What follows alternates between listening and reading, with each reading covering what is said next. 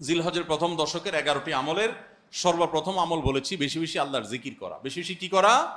আল্লাহর জিকির করা। এই দিনগুলোতে, নির্দিষ্ট দিনগুলোতে আল্লাহর জিকির করবার নির্দেশ আল্লাহ তাআলা কোরআন কারীমে সূরা তাওবায় করেছেন। দ্বিতীয় আমল বলেছি বেশি বেশি নেক আমল করা, কারণ এই দশকের নেক আমল আল্লাহর কাছে অন্য যে কোনো সময়ের নেক আমল ভালো কাজের চাইতে বেশি প্রিয়। এই দশকের নেক আমল চলতে থাকবে, সেটা জিকির হোক, তেলাওয়াত হোক, দান সাদাকা হোক, নফল রোজা হোক, নফল নামাজ হোক, যত রকমের ইবাদত আছে। এটা ইবাদতের দশক। রমজানে যেরকম ইবাদত করতে থাকি আমরা, এই দশকে এরকম কি চলবে? ইবাদত চলতে থাকবে।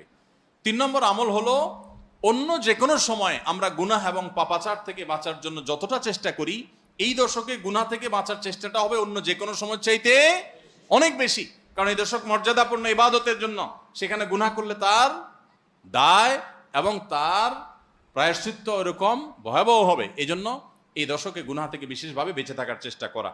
4 নম্বর আমল বলেছিলাম যাদের আল্লাহ সামর্থ্য দিয়েছেন তারা হজ করবেন। 5 নম্বর আমল বলেছিলাম যাদের আল্লাহ সামর্থ্য দিয়েছেন তারা কোরবানি করবেন।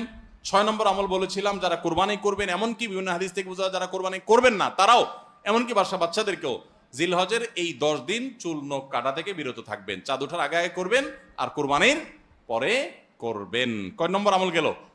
6 নম্বর।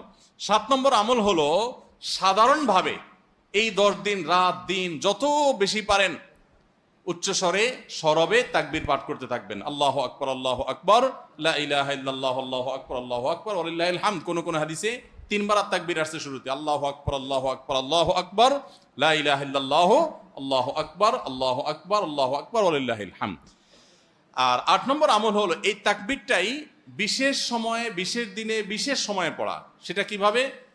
জিলহজ মাসের 9 তারিখ ফজরের পর থেকে নিয়ে জিলহজের 13 তারিখ আসরের নামাজ পর্যন্ত প্রত্যেক নামাজের পরে নারী পুরুষ সবাই এই তাকবীর নামাজের পরে একবার করে পাঠ করা। এটা হলো বিশেষ সময়, তাকবীরে মুকাইয়াদ বলা হয় এটাকে, স্পেশাল। এটা 8 নম্বর আমল। 9 নম্বর আমল হলো জিলহজের 1 থেকে 9 তারিখ পর্যন্ত এই সব দিনগুলোতে নফল রোজা রাখা মুস্তাহাব।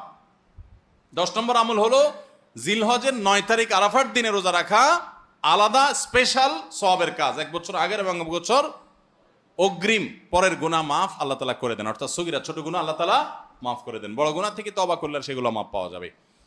আর 11 নম্বর আমল হলো যে ঈদের দিনে যত সুন্নাহ আছে সব সুন্নাহগুলো সঠিকভাবে পালন করব। আল্লাহ রাব্বুল আলামিন আমাদের সবাইকে জিলহজের এই 10 দিনের ফজিলত এবং মর্যাদা প্রতি মুহূর্তে স্মরণ করার তৌফিক দান করুন।